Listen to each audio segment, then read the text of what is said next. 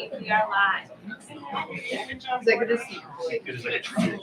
mean, And we can do it faster. And there's like one round of these.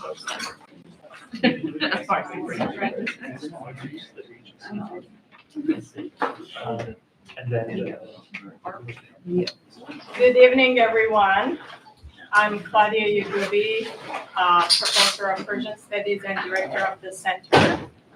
It's a real pleasure to gather at the start of this academic year and do so in the best possible way with our annual Qajar lecture. This event has always been both an intellectual highlight and a chance to get together and reconnect as a community. And today we have the honor of hearing from one of the most distinguished professors in the field of Iranian studies.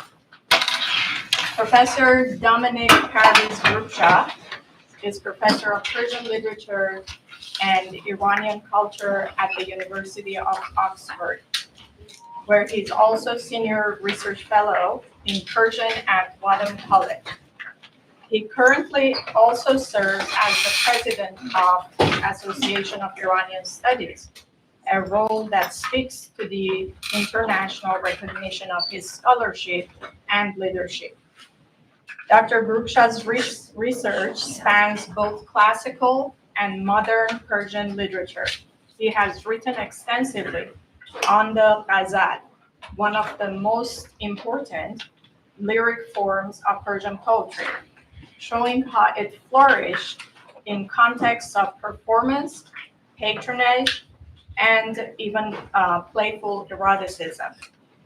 He has also brought renewed attention to the contributions of women poets and patrons in the early Qajar period, situating their work within the literary revival known as Bazgasht Adabi.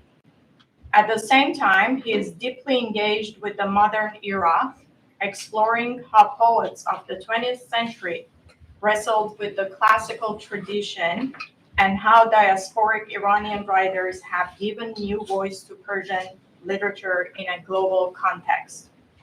His book, Hafiz and His Contemporaries, Poetry, Performance, and Patronage in 14th Century Iran, won the prestigious Saidi Sirjani Book Award, and he has also edited important volumes on Persian language instruction that is being used across the world in language instruction classes, and on the pioneering poet Furu Farrokhzad. Another important strand of his scholarship focuses on Baha'i community in Iran. He co-edited the Baha'is of Iran, Socio-Historical Studies, a groundbreaking volume that explores the history of Baha'i schools, women's roles, and the community's cultural contributions. In his research, he has examined the writings of Baha'ullah and Abdu'l-Baha to women in Iran and India, highlighting their encouragement of women's education and leadership. It is in this spirit that Professor Brookshaw's lecture today will turn to Tayereh Tehrani, an early Baha'i feminist. By placing her at the intersection of faith, gender, and modernity, Dr. Brookshaw continues his long-standing commitment to uncovering voices that challenge and enrich our understanding of Iranian literary and cultural history. We are truly fortunate to have him here with us to open our year with insight, inspiration, and conversation. So before I give the floor to Dr. Brookshaw after the lecture and the Q&A, we have a reception and we hope that you will stay around after the talk to have some Persian food and more conversations with Dr. Brookshaw and connect with each other at the beginning of this year. So please join me in giving a warm welcome to Professor Dominic Brookshaw.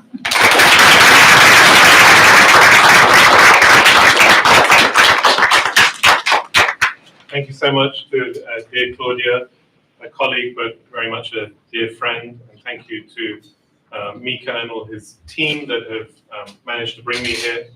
It's my first time in North Carolina, my first time at UNC, but it feels already very familiar. There are old friends in the room, family friends, dear friends, people from Oxford that I know, people from Iran that I know as well. So it's very much feels like coming to a familiar space. I'm going to sit because I'm primarily going to read. I apologize for that, but there's a lot of detail in what I want to say today. I'm planning to hopefully talk for no more than about 35 minutes so that we have ample time for Q&A. As you'll see, the material I work on is not very well known. That makes it interesting for me, at least. There may be some things which are not immediately intelligible to everyone. I apologize for that. There are also some details of Tayereh's life which are very upsetting. So I give that as a kind of warning of some things that I'll be mentioning in my talk. Esmat Ashtiyani, who is better known by her pen name Tayereh, or Tayereh, which means bird, and she used both the feminine and the masculine form as her pen name, was born in Tehran in either 1871 or 1873. Tayereh's father was an army secretary. Her mother, who herself was a poet, worked in the Royal Andarun. So both of her parents were literate. Tayereh's father died when she was just 7, and the family moved to the home of her maternal grandfather. And it's possible that her maternal grandfather was a Baha'i. Just 2 years later, her grandfather died, and the family then lived with her eldest maternal uncle, who had apartments at one of the palaces in Tehran. That uncle hired a private tutor to teach Tayereh, train her in reading Persian poetry, but also the rudimentary knowledge of Arabic grammar.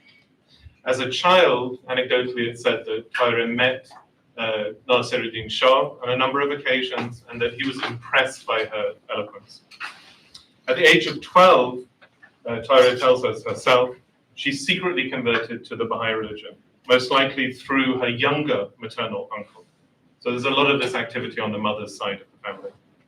Soon after this clandestine conversion, Tayereh's mother married her to someone called Mehr Ali Khan Zanjani, who was deputy commander of the imperial bodyguard.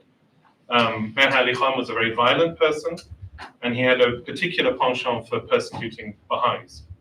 When Tayereh moved to her husband's house, she found several Baha'is detained there in the basement. Tayereh, disturbed by her husband's brutal treatment of these Baha'is, did what she could to ease their suffering. But when she came to rebuke the husband for torturing them, Mehr Ali Khan learned of his wife's secret allegiance to the Baha'i Faith. He told her to recant, and when she did not, he began to beat her. On a number of occasions, he almost succeeded in killing her. In a letter Tayereh wrote in 1908, and I'll talk about who she wrote that to, she said it was impossible, writing to the individual, she said it was impossible to recount to her or for her all the sufferings that she had endured as a Baha'i. She said that for 10 years her relatives called her irreligious and ritually unclean, bidin or najes, and that day and night they strove to destroy her. Tayereh's younger brother and her mother assisted the husband in abusing his wife. She recounts some of the more violent incidents, and these included being bricked up behind a wall in her house, being almost suffocated with charcoal smoke, being whipped whilst naked, being attacked with knives and blades, and being forced to stay out in the cold in the courtyard overnight in the falling snow. In that same letter, Tayereh states repeatedly that this brutality only served to increase her religious fervor, and that during some of the most awful episodes of this abuse, she was inspired to compose poetry, which she recited at the top of her voice. On several occasions, she says her relatives denounced her as an infidel who had to be killed, someone who is Abdu'l-Baha, and hauled her before clerics to be questioned. Tayereh explains that after a decade of abuse, she made a pact with her family that if they would listen to her to explain the tenets of the Baha'i religion, even for a few hours, and if after that they believed themselves to still be in the right, she would recant and return to being Muslim. One night, the whole family gathered to listen to her.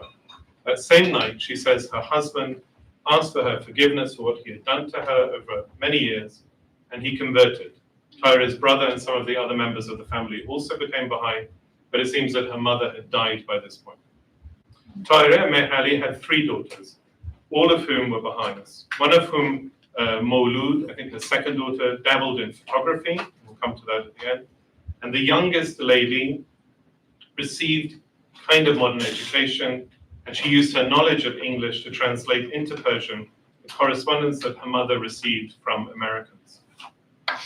Mehrali died in 1902 when Tayereh was 31, or about 31. A few years later, she married a Mustafa Khan Nouri, who was son of Mahmud Khan Miftah al-Mulk, and whose brother was also, like the father, quite important in the foreign ministry. So someone of status. Mustafa Khan had become a Baha'i himself through Tayereh's son-in-law, who had been converted by Tayereh after several years during which he had abused and insulted his wife for her religious affiliation. Mustafa Khan and Tayereh were married for just a few short years when she died in 1911. Tayereh corresponded with Abdu'l-Baha, who is Baha'ullah's eldest son, and who was the leader of the Baha'i community from 1892 to 1921. Tayereh sent a number of her poems to Abdu'l-Baha, who was in Palestine, and he responded in return with letters in which he praised both the quality of her poetry and her services to the Baha'i community in Iran. In one letter, Abdu'l-Baha says the poem she has sent him is eloquent, original, and sweet. Balihu, badihu, malik. In another letter sent from Alexandria in Egypt, Abdu'l-Baha thanks her for sending him poems that she's written about the planned Baha'i house of worship in Wilmette, near to Chicago, and says he rejoices at these connections between the East and the West. There's evidence that Tayereh associated also with some of the most prominent Baha'is in Tehran, including a certain Esmat Ashtiyani, and in particular with his wife, his mother-in-law, and his daughters. In 1908, Tayereh met 2 American Baha'is who were visiting Tehran, Charles Mason Remy and Sidney Sprague. During their visit to Iran, Remy penned this description of his and Sprague's meeting with Tayereh. One of the most interesting characters that we met in Persia was Tayereh Khanum of Tehran, a woman of ability as a leader of women. For some time past, she has been working assiduously for the spread of the Baha'i cause amongst women and for their education and general uplifting of her sex. She was an enlightened soul, holding advanced ideas not gleaned from foreign sources, but evolved through personal work and service. She was wholly a product of Persia and was therefore able to understand and to minister unto the needs of those among whom she labored. Her hostess had for some time past discarded her veil and with her husband received men in her house and garden. Yet she was obliged, as she explained to us, to veil in the streets on account of attracting too much attention. On this particular afternoon, she was holding 2 receptions at once. 20 or more of us men were in one room, while in an adjoining room, separated from us by a curtain, was a party of 12 or 15 ladies. Our hostess slipping quietly from one room to the other, serving and entertaining her guests. And this portrait, which is from the photographic studio of Antoine Sèvres-Guin, the very famous photographer, is a portrait that Tayereh sent to Mason Remy after that visit. As you can see, I mean, she not only has abandoned veiling, but in this portrait at least, she very much adopts a kind of masculine form of clothing and showing herself in the profile there with her hair cut short. At the time, if you think this photo is 1909, February 1909. I mean, it's at least really 15, even kind of 20 years before shorter hair and unveiled portraits become a little bit more common. It's quite a pioneering image. When another American Baha'i, Dr. Susan Moody, moved to Iran in 1909 on the request of Abdu'l-Baha to set up first a clinic primarily for women and children, and to help establish the Baha'i-run Tarbiyat school for girls, Tayereh soon befriended her. It was through Remy that Tayereh was also introduced to Isabella Brittingham, an American Baha'i woman who lived in Washington, D.C., with whom she began to correspond in 1908, and to whom she wrote the aforementioned letter. Tayereh is believed to be the first Iranian Baha'i woman to correspond directly with American Baha'is. She's perhaps one of the first Iranian women to write to a female counterpart in America, outside and beyond the Baha'i community. In her letter to Isabella Brittingham, Tayereh speaks of her and other Baha'i women of the US as her sisters, and asks them to remember their Iranian sisters in their meetings. She presents her own story as an example of the trials and tribulations of Iranian Baha'i women, adding after that short autobiographical note, she says, "So my dear sister, this was the story of us Iranian sisters."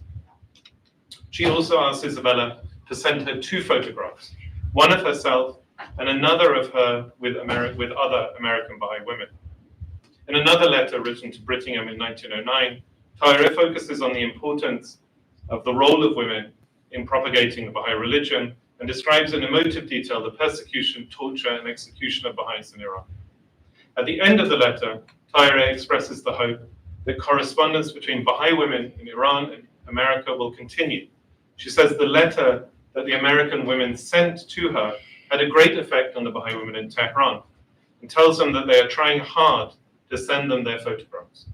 She signs the letter, Tayereh, one who desires to meet the brothers and sisters of the West. Once she had managed to win over her husband and other members of her family, Tayereh set about promoting unveiling amongst the women of Iran's Baha'i community. She adopted, as we see here, a Western-inspired style of dress and urged other women to abandon the chador and follow her example, and some of them did. Tayereh also placed great emphasis on the importance of the education of girls, which was a chief preoccupation of Iran's Baha'is in the first decades of the 20th century. Tayereh organized gatherings of women, both Baha'is and others, at which she recited her own poetry and recounted instructive stories. She was known in the Baha'i community as Hurratul Fikr, a woman who was free-thinking, one who strove to promote the liberation of women, Hurriyat in Isfahan, and who associated freely, azadane, with both men and women alike. And in reality, she was an early manifestation of the ideals of Zan Zindagi Azadi, woman, life, freedom. Tayereh paid little thought to collecting her own poetry, though Beizai does refer to a small notebook containing a selection of her ghazals in the possession of her daughter Maulud. In his anthology of Baha'i poets, Beizai quotes a number of Tayereh's more accomplished poems, one of which ends with an expression of her devotion to Abdu'l-Baha. But Tayereh's best-known poem is one that, in a shorter variant form, has to date often been attributed to the prominent Babi preacher and poet Tayereh Tehrani, who was killed in 1852 for her radical beliefs. The confusion, of course, in attribution, presumably arising from the similarity of their pen names, Tayereh and Tayereh, and the fact that one is a Babi and the other a Baha'i. In this ecstatic poem, Tayereh expresses her love for an unattainable beloved who commands her complete devotion, perhaps as a metaphor for her dedication to Baha'ullah. And I'll read now a translation of this poem. It's the very famous one, which normally is attributed to Tayereh, that opens with در ره عشقت ای صنم شیفته بلا منم چند مغایرت کنی با من آشنا منم. It's actually by Tayereh, not by Tayereh. In the path of your love, O idol, infatuated with calamity am I. No matter how much you disagree, familiar with your woe am I. You have veiled your face, you have disheveled your hair, you have wounded the people's minds, but distinct from all others am I. You are milk, you are sugar, you are both the branch and the fruit, you are the sun and the moon, an atom, a speck of dust am I. You are light, you are the sky, you are the moon, you are the horizon. You are the guest at my table, a flat plank of wood am I. You are the palm and the date, you are a sweet-lipped beauty. You are a courteous master, a shameless, impudent slave am I. You are my qibla and my idol, you are my monastery and my sanctuary. You are a venerable beloved, a helpless, destitute lover am I. I, not half a drop from your sea, no even less than nothing am I, Having joined myself to you, now boundless and endless am I. My heart-stealing, playful beloved said, come towards me. Now, free of pride and hypocrisy, the manifestation of might am I. My knavish, heart-stealing moon, you emanate the light of Sinai. Without asking to see you or being refused, drunk on meeting you am I. Tayereh, the dust at your feet, is drunk on the wine of nearness to you. In anticipation of your bestowals, the confessor to my sins am I. In addition to these social and literary activities, Tayereh published essays in leading periodicals, including a remarkable extended essay in 8 parts on the importance of the education of girls and the emancipation of women.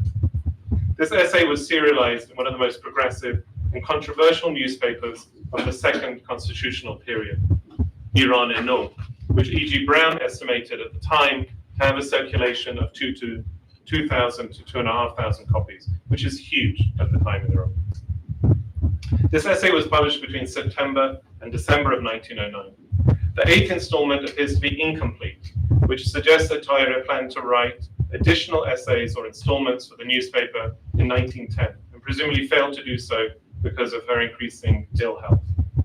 In the first installment, Tayereh addresses the editor of Iranian, saying that the paper lives up to its name, New Iran, because it renders a great service and imparts a new spirit to new Iranians and manifests the true reality of patriotism. Tayereh boldly states that she believes all the ills of Iranians stem from the lack of education of the mothers of the children of the homeland.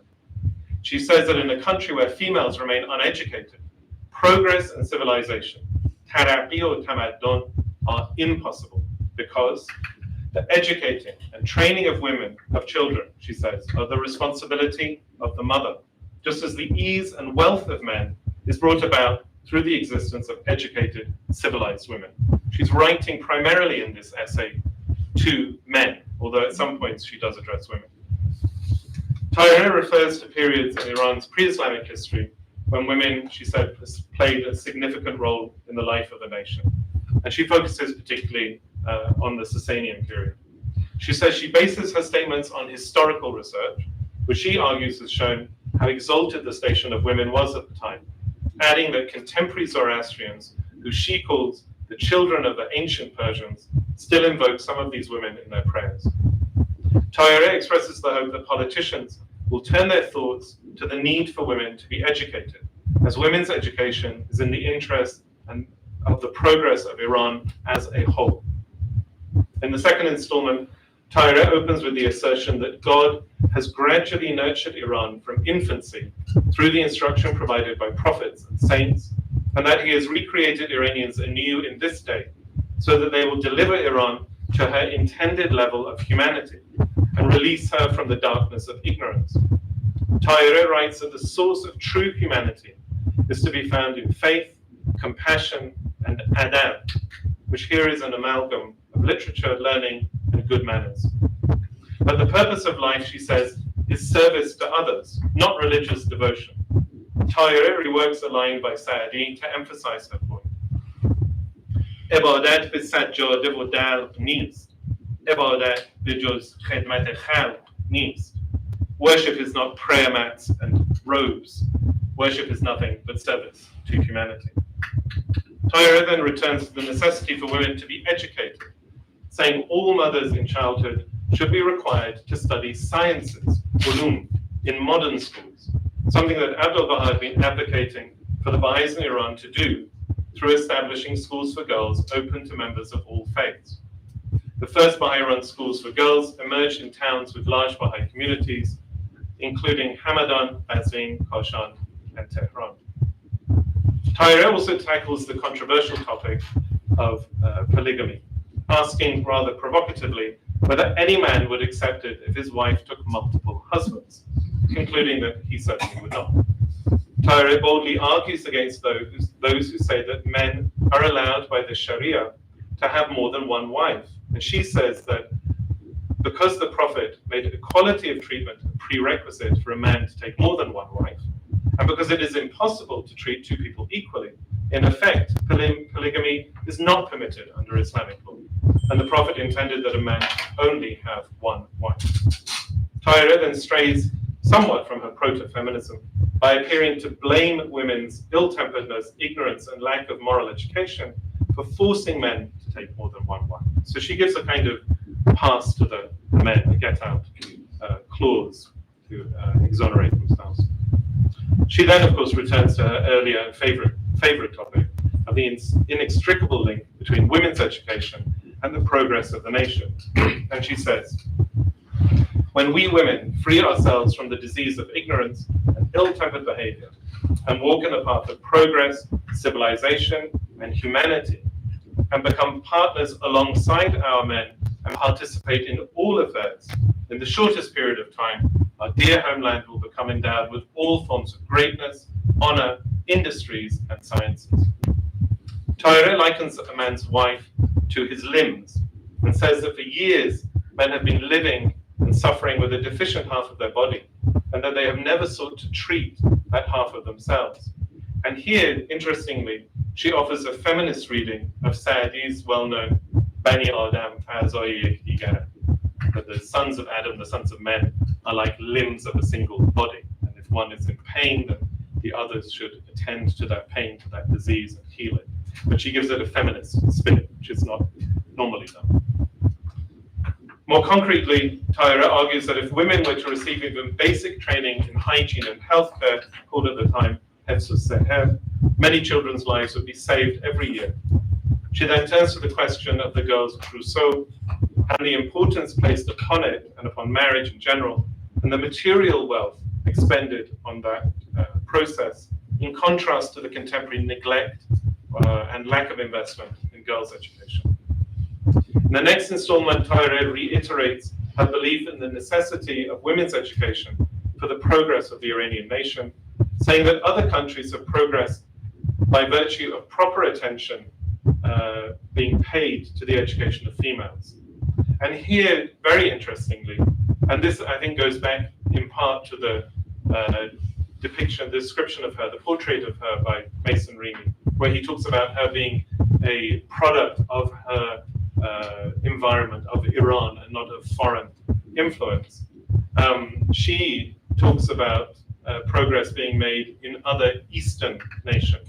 She talks particularly about not only the education of women and girls in the Ottoman Empire, but their involvement, she suggests, in some of the reforms. But she talks about education of women in China, Japan, and in India. She doesn't talk about Europe. She only talks about Britain in this context when she talks about some of the young women being sent from Japan, she says, but also from India being sent to Britain for further education. But she doesn't focus on Europe or a Western education, or indeed America. And by the time that she's writing this, she's already been in correspondence with a number of Americans. She addresses her male readers, asking whether they consider women to be of the same kind, to be of the same species in a way as them. And do they not realize that they grew in their mother's womb and were nurtured by women? And I'll read just a little bit of the Persian that she says here. It's quite forceful. مگر ما نوع و قرین شما نیستیم، اگر خلقت طایفه نسوان نبود، بقا و هستی شما از کجا بود؟ آیا نه در بطن ما به وجود آمده ایم و در آغوش ما پرورش یافته ایم؟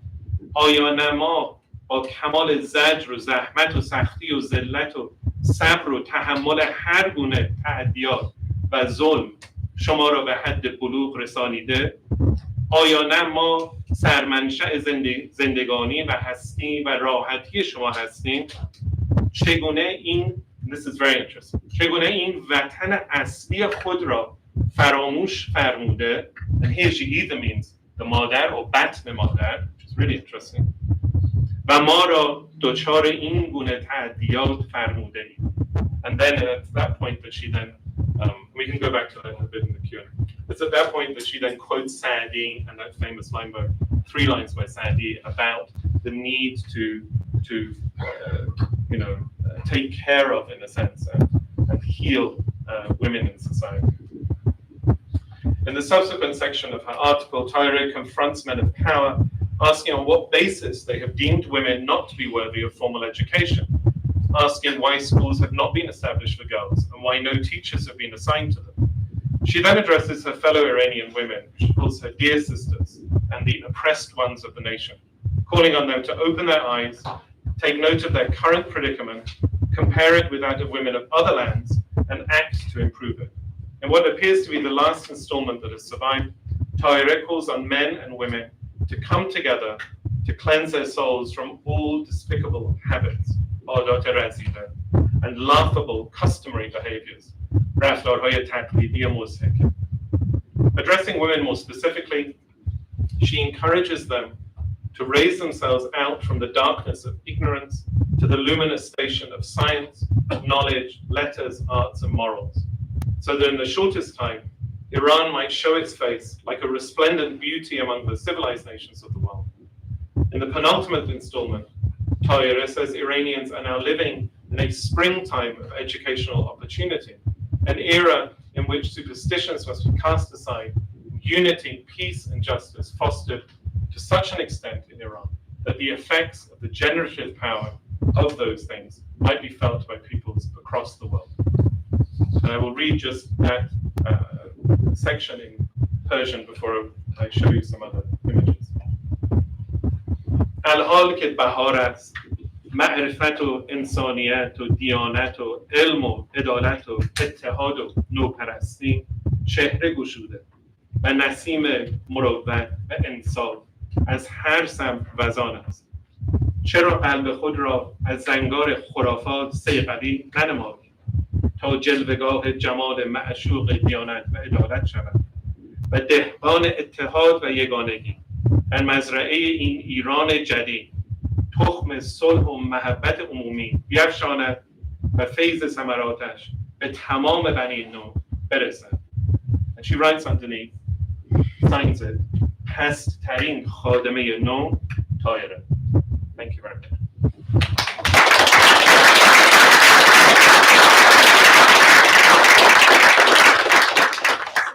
Before we move to some questions, I'd like to show you this. So this is the original.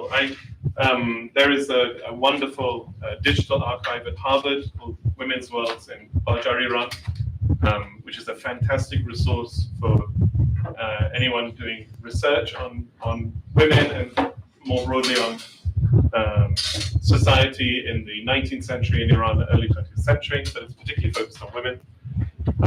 I've been involved with it from the beginning. You can freely access all of the resources, so Women's Worlds in Qajar. All of these photos are available, and these images are available there. I curated them from the National Baha'i Archive, which is in Wilmette in Illinois. The letter on the right, you can see how beautiful Tayereh's penmanship was. This is her letter in which she gives that really very detailed, horrific account of the abuse at the hands of the husband and his subsequent conversion. This is sent to Isabella Brittingham, and that's the envelope of the letter, which is also preserved there. And it has the date at the bottom in English when it was received and read. And of course, there's a bit of a time lag between the two.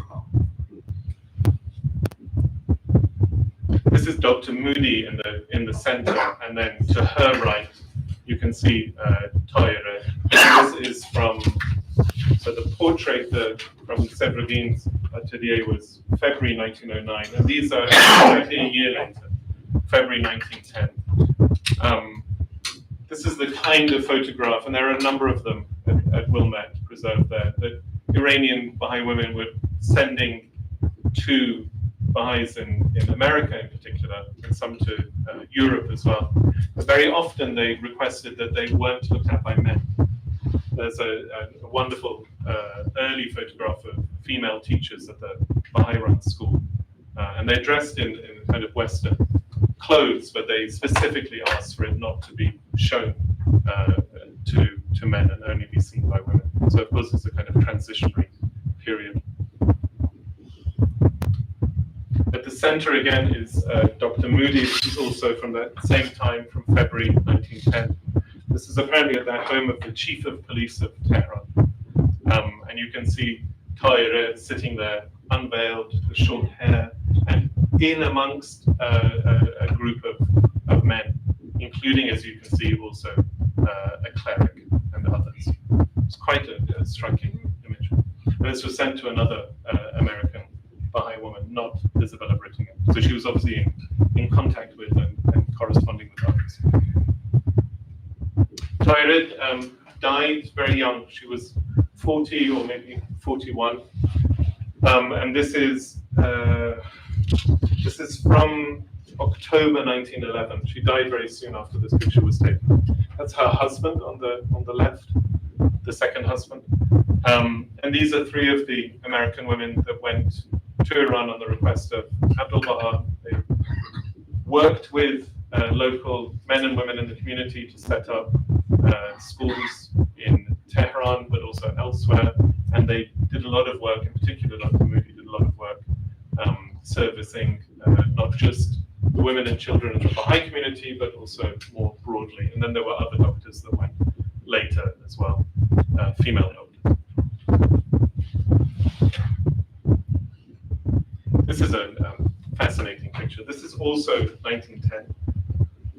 It is a branch of the Tarbiyat School for girls, but in a poorer neighborhood than where the Tarbiyat School was, in Sad Qajar district. As you can see, a lot of the young girls as well are veiled. Some of them are not, and their teachers are veiled in various ways. This photograph is fascinating because it says on the back, in Persian, it's written on the back, that it was taken by Maulud, this daughter of Tayereh. So she had some training and ability in photography. And it must be one of the earliest photographs that we have by a woman that we can actually identify having been taken by a woman. And of course, a female subject. So quite a fascinating picture. Thank you very much. Please look forward to your questions.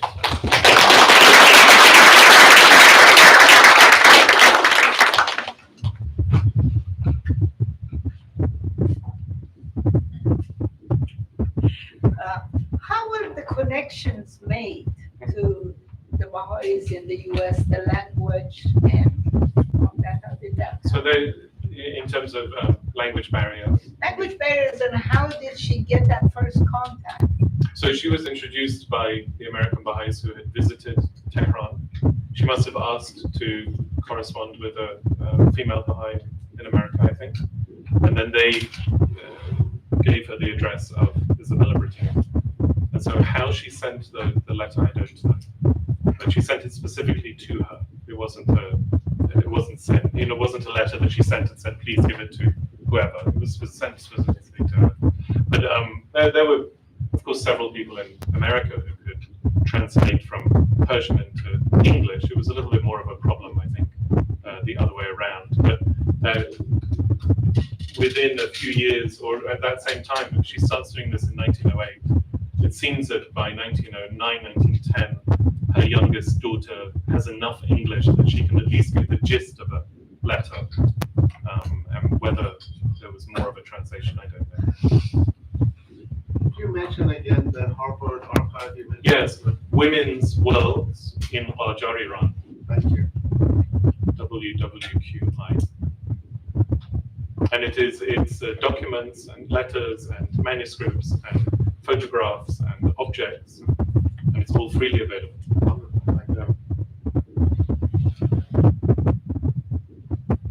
Would you be able to say a little bit more about the impact of these schools in terms of literacy, the upliftment of people?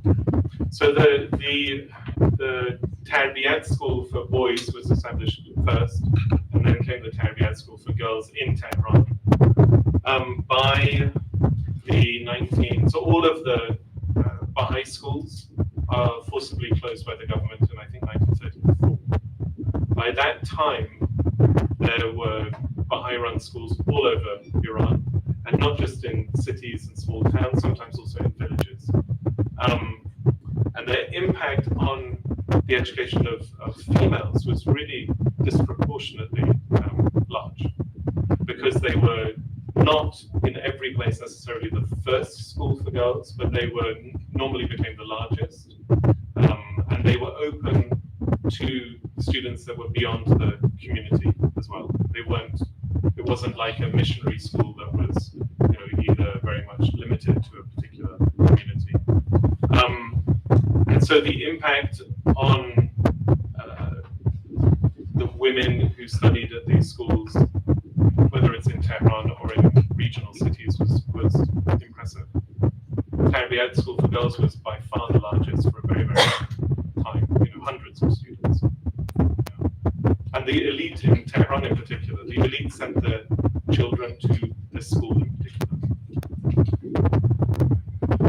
Just a quick follow-up on that, but I remember reading somewhere that literacy rates reached 100% amongst women under 40 or so In the Baha'i community. within this short period of time. I'm not sure if that's In the Baha'i community. that's what I Yes. read yet. Yes, but I'm not sure how soon. But studies in the 1970s say that that's definitely true for anyone that was under 50 or 60 years.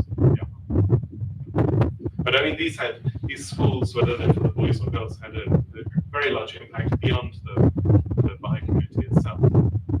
They were seen as places for forward-thinking education. They had very interesting things like they had physical education for boys and girls. They had music, in a kind of Western sense often. They had poetry, writing, and they attempted to also teach these kids English in particular, when it wasn't very common, and that's partly, I guess, because some of these educators and women in particular were coming from America. But they taught them English, they taught them Esperanto, because there was a belief at the time that there needed to be some kind of universal language. But they very much, like the school for girls that is set up by the Baha'i community in Hamadan, also in 1909, the Mohabat school. And something that's very interesting about that school is that if you compare it to the Alliance school, which was the Jewish school in Hamadan, which I think is older than that, it was a contemporary of girls. The curriculum for the Alliance school for girls was very much focused on kind of domestic science, things to do with homekeeping and kind of home economics, as we call it, which is something that was also taught at the Tarbiyat schools. But I think because of the insistence of Abdu'l-Baha repeatedly in letters that these girls needed to study ulum and not just the things, and that they needed to be involved in sana'iyeh, which means in part arts, but it also means industries as well, the technological sides of things, meant that what that school offered in Hamadan was something that was really, quite unique, I guess, for the time, at least for the period from 1909 to when you start to get government schools in a big way in the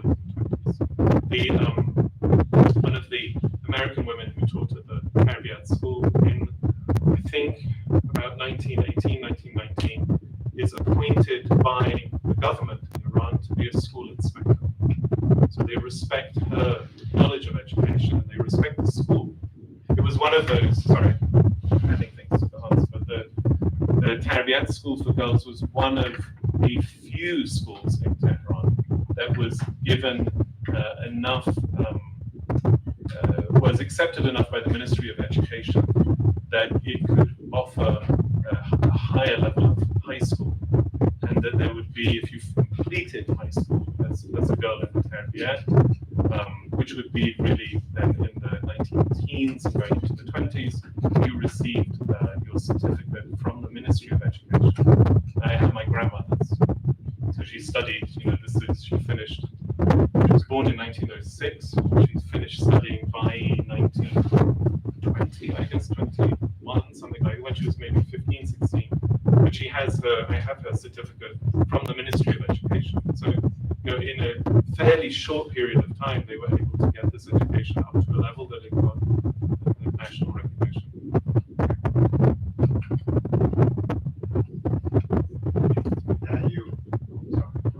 Maybe the lady at the front.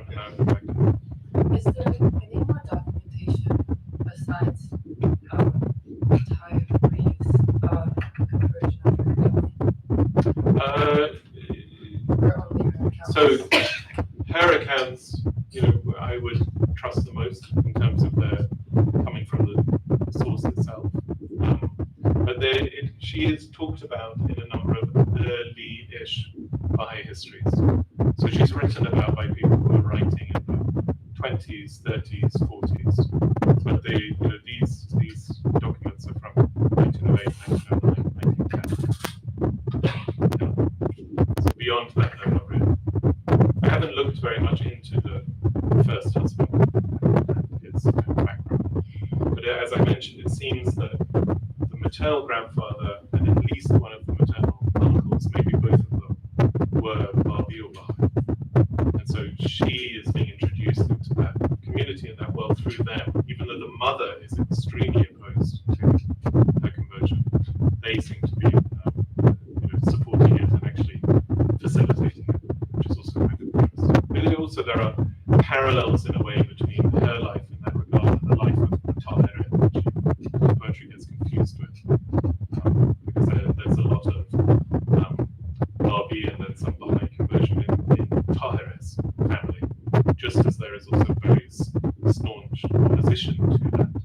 And most of the sympathy for that conversion, whether it is Sheikhi, which is a different movement, or Babi Baha'i, is coming from the maternal family rather than the paternal for the whole family.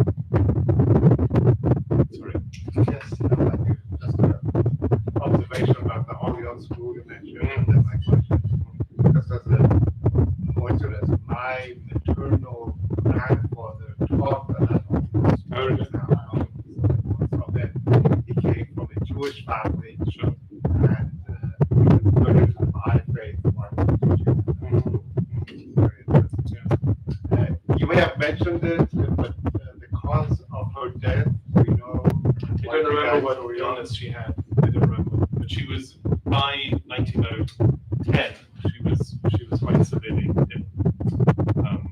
You can see a kind of tiredness in those pictures from 1910, which don't come across in the 1908, 1909. But I don't know. It was incurable. I have a question about the poetry and translation again, because I noticed when you read it in Farsi, you have a rhythm, but the text, but now in different places they are putting the writings of old poetry, Iranian poetry in Western language. Sure. English. Could you talk about that? From what point of view? If you think is possible, or you have some personal experience to. I think it's basically impossible to translate poetry. No, I mean you have to do it because you want people to understand and you want people to connect, and before they can not expect everyone unfortunately to learn Persian. So you sometimes need to translate it.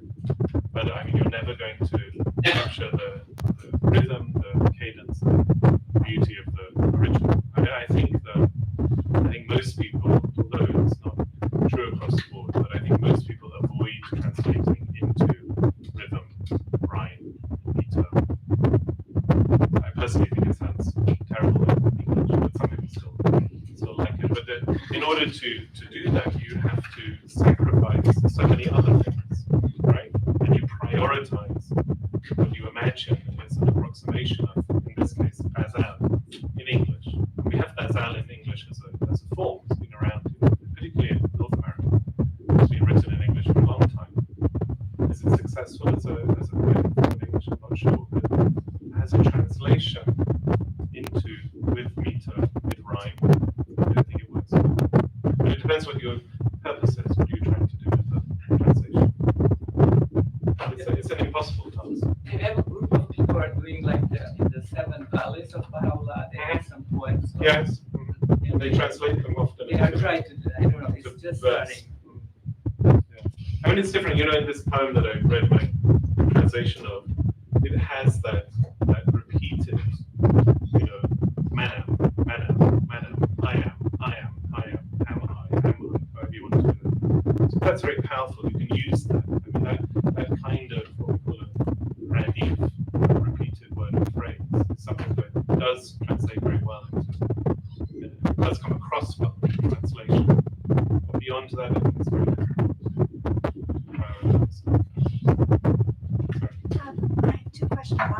they're related. More about readers and how the works were received. Yeah. Well, I don't know too much about how they were received. I mean, we are told that she also wrote something that was commissioned by the Parsi representative in Tehran, the Zoroastrian representative from India, who was in Iran to help the Zoroastrian community. And he asked her to write something about these same kind of issues in relation to the kind of greatness of the new Iranian nation. It is also said that she, together with the help of her husband, who was in a way kind of politically connected, they sent a number of these kinds of letters to people who were within either the education ministry or at least closer to centers of power to kind of lobby them in a way. I mean, she calls some of these, she calls them letters, but she also calls them a kind of a bill or a kind of proposal of reform, depending on which installment it is. So she did intend them to have an effect on the people that she was addressing. As I said, most of the installments are addressing men directly, which makes sense given that she's trying to get them to change attitudes and behaviors. Although she does address women as well. In one place, she talks about, she speaks as though she is speaking as a Shi'i. She speaks as though she is representing the majority in the society, and she praises the minorities for their attention to the education of girls. She doesn't mention Baha'is, because she can't. So she talks about Zoroastrians, she talks about Jews, she talks about different Christian communities, Armenian, Chaldean, Syrian, and she praises them for paying attention to this matter, but talks about how ashamed it is that we are not doing this, because she's not speaking as a Baha'i, which is an interesting strategy.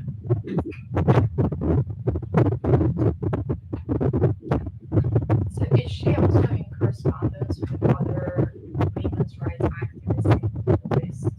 Because around the same time we have a lot of the same trends about education and important for the nation and all of that conversation in Egypt, Turkey specifically. I think she must have been reading it. She doesn't talk about it. She doesn't name anyone here in these letters. She doesn't cite anyone in that sense. But the fact that she talks quite a bit in one of these installments about what has happened in the Ottoman Empire, and she mentions Egypt specifically as well, and India. So, and she says something rather flattering about the educational political system in Britain in relation to this matter. So she does seem to be aware. I mean, where she gets her information about China, she talks about Chinese girls being sent partly through money of their families, but also government money, sending them to Japan, to Tokyo, to study. I don't know, she must be getting this from either early women's periodicals or other things that she's reading. Yeah, but she doesn't cite them. And you might have mentioned it. Are these being published, or like is she publishing them somewhere, or just These are published in Iran and okay? in a newspaper periodical. And that's a funny question. Where is Abdu'l-Baha? It's old South Tehran. That's a weird name. Yes, it's because there's the big shrine to whoever it is, Ochum that died in the 19th century. Beautiful blue dome, very tall. You can Google it. Beautiful blue dome. And so that area is called Sarqat. South of the Bazaar, southwest of the Bazaar, maybe. Because there is even a very famous church there that we used to go once a year for a certain ceremony. In that area. Yeah, quite a lot of Baha'is lived in that area. Of course, they didn't have Mahadet, but they lived quite a lot of them in that area, but also in other areas as well. But it wasn't as wealthy as well.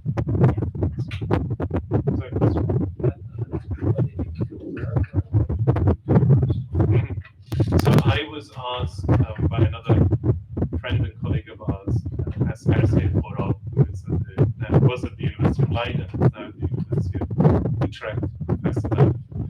He asked me a long time ago, probably about 12, 13 years ago, to write, invited me to write he was editing a volume for something that's called the History of Persian Literature, which was originally edited by Esmat Ashtiyani, the founder of Encyclopedia Iran.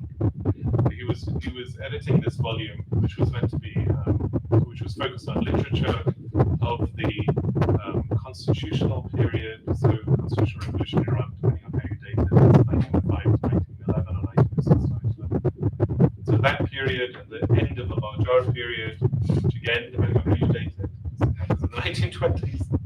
We don't have an argument. And up to the deposing of Reza Shah. So that first kind of 4 decades of the 20th century. And he said, you work on women, you write about women poets. I said, yeah, okay. So I decided to, I started to look at who is talked about in that period. The most famous, of course, is anyone who knows Persian literature, is Tayereh Tehrani, who becomes very famous in the middle of the 1930s with the publication of her divan, which is still read today and still popular. Her father was an important literary figure. But we don't really know, and we're not taught very much at all about anyone that comes before Tayereh Tehrani. One of those key problems, and I think my whole career will be trying to plug these lacunae that exist.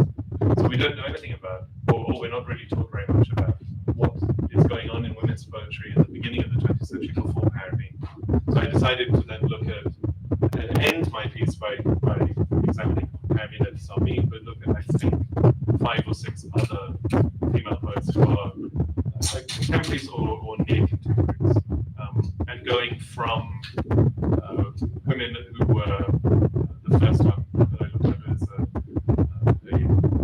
a minor princess from the Qajar royal family, which was an interesting. Her pen name is Jannat. Iran adored her. But she was interesting because she, like Parviz, but earlier, was responding to a lot of male poets of the time, and sort of imitating their poems or responding to them in verse. And she was quite happy to have her photograph published, unveiled, a little bit similar to Tayereh, but a little bit later. So I looked at women like that, but then also there's the mother of CMEIS Annual. CMEIS Annual is the giant of Persian literature, but her mother was a pretty good poet, but also a translator and a journalist. But we don't know very much about her poetry. Tayereh was another one that I was interested from a Baha'i studies and Baha'i history point of view, but she was very interesting as one who wrote beyond poetry and wrote these more feminist pieces. There are others. There's another poet, Shamsir Kasma'i, who most likely published the first poem in Persian, which does not have rhyme and meter. The first thing that we now call Sher No was actually published by Shamsir Kasma'i, not by Nimayushi. Do we know that? We don't know that. Actually, she has a footnote in Karimi Hagbak's excellent book. She's there as a footnote. That's why I looked at her. She has also very kind of strident feminist poetry, but she did this quite revolutionary thing. She was involved with revolutionaries in Azerbaijan, attempted to break away from the 20s. So I wanted to show, and there are 1 or 2 others. I wanted to show the diversity of the lay of the land in women's poetry.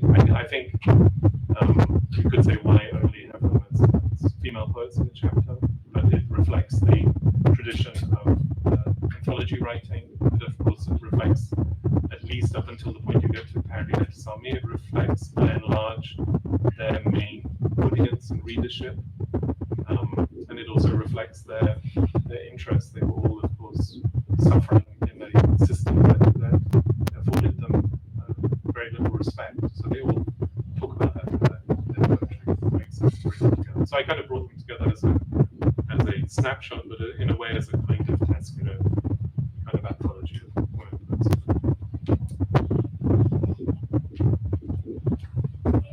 I really enjoyed your talk. That was lovely. Thank you. My question is, I'm having such a hard time fathoming why this woman had a voice. You know, you mentioned, for example, in the Most of Women's Princess, sometimes women had a voice because they were associated with a man of power. Sure. But in her case, why was a periodical printing her words? Why were these people listening to her? Where did that come from? How did that happen? Well, I mean, she's publishing these letters at a time when there's such upheaval politically, right? It's already the kind of beginning of the failure of the ideals of the constitutional movement in a way, but it's also a period in which there is an explosion of publication. There is very little real kind of sense of censorship. There isn't enough of there's no state in a modern sense that can come and really kind of censor what people are doing. So if you could get it past an editor, an editorial board, publish letters. And it's a time in which women who had the education to do so were writing. I mean, women had been politically involved from the last quarter of the 19th century in political movements in Iran, and they had started to write letters to these new publications from the end of the 19th century. So it wasn't, in Iran, I know there are other women that also wrote either responses to articles that were written there. I think she's probably the one with the most consistent publication in Iran, but there were other women who wrote as well. I mean, she seems to be this kind of personality that didn't take no for an answer. So she felt she had a voice, and then she was going to make sure that she used it, right? She was abused for at least 10 years by her husband. It doesn't seem to have broken her spirit, ultimately, right? So if someone can do that, I mean, they can write letters and get them published in newspapers. It's a hand over here. Yeah. My question is, how did the convulsion for family affect their situation? Because as you mentioned, several of them had high political office. So did they just not publicly express the convulsion, or did the government at that point just didn't care, or were they so high up that it would have been a hassle to get rid of them? I think it's a mixture of the two. So some of them would not have, disclosed their affiliation necessarily. Tayereh did, but I'm not sure her husband always did. But it's also a kind of window of opportunity in that first quarter of the 20th century, where particularly for Baha'is, because they've never been a recognized minority, it paradoxically perhaps allows them, or allowed them at the time, to not be necessarily corralled and controlled in the same way that the recognized minorities were. So things are a little bit more fluid. It is a time, I mean, there was intense and violent, deadly persecution in some places in Iran in 1905 and 1903. So it's not as if people are not being killed for being Baha'is in Iran at the time. But at the same time, in circles which were either more open-minded or were interested in ideas of education, there were many men who were writing about and advocating women's establishment of schools for girls and women's education. It wasn't only done by women, right? So people like that would have interacted with women such as Tayereh in a very positive way, and perhaps through that there was some kind of protection. But yes, status and economic power also afforded them kind of protection. When you answer Claudia's question, you mentioned about some news or information about Chinese sending the girls to Japan, right? So how did were there much interest in what happened in China, or how did a particular piece of information travel Yeah. to write. I mean, it surprised me that it was that early that she's talking about that. But in the poetry of the 1920s and 1930s, and CMEIS Annual mother is a good example of this, as is Shams Kasmai. They often, in the poetry of theirs that has survived, which is a great deal, but they quite often talk about Iran in relation, in more than one occasion, to Japan. Not so much China, but Japan. Because they see Japan somehow, at least kind of 18th, 19th century Japan as being somehow being similar to Iran. And then suddenly, by the end of the 19th century, going into the 20th century, Japan has taken off in its modernizing project, right? And becomes a real power. And so many of these people like Tayereh, but then later, mother of CMEIS Annual, Osman, and Shams Kasmai, and a lot of men who are writing, are saying, why has Iran been left behind? It should be like Japan. Why does Japan have, there's a poem that she says, I think it's Shams Kasmai, she says, why does Japan have a railroad and trains and this and that? And we have none of this. You know, if Japan can have it, why can Iran not have it? So there's a kind of envy, but there's also this sense that, and as she says here, that in China and Japan they're doing things that should be done in Iran. But yeah, that was an interest. Any of the constitutional period and the slightly later periodicals of the 20s, going into the 30s, whether it's a women-focused periodical or others, very often had sections about international news that they thought was interesting. They had stories that were to do with other places, and quite often they were other places in Asia rather than necessarily the West. I mean, they're always, these people are very unfairly labeled as being, as aping the West and kind of fawning after Western habits and behaviors. And of course, that's an element of what was present in Iran at the time. But there's so much more depth to what they're saying. There's so much more pride in themselves as well. And so part of that frustration that someone like Tayereh has is that she believes in the ability and the potential of Iran to become, in her eyes, a great nation, right? And she's trying to identify what is lacking and what the defects are. And she focuses, quite rightly as a woman, on the lack of education for girls. But of course, there wasn't very much modern education for boys at the time either. So it's a kind of plea for that as well. Was there any indication in her writings that the abuse ended after the first husband's conversion? Yes, yeah. He asked for her forgiveness. No, but I think he also died fairly soon after that, or within a period of time. Yeah. But she then seems to have encountered the same problem with at least one of the sons-in-law that I mentioned.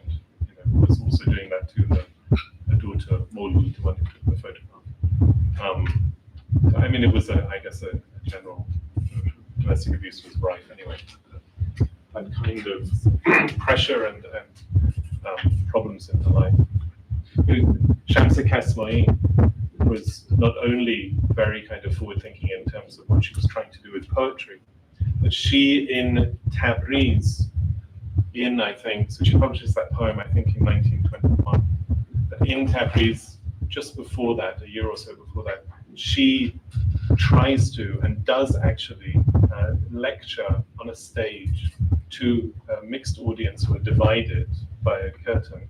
She stands unveiled with her daughter and delivers a lecture in Tabriz in about 1918 or 1919, which is 10 years again after Qajar is doing all of this. But I mean, they were really kind of fierce in their pursuit of these things. But Shams Kasmai, I think, because of having had such a negative reaction both to what she was experimenting with in poetry and these other things, became very kind of much of a recluse, someone that really suffered because of the public seeking public presence beyond the written word.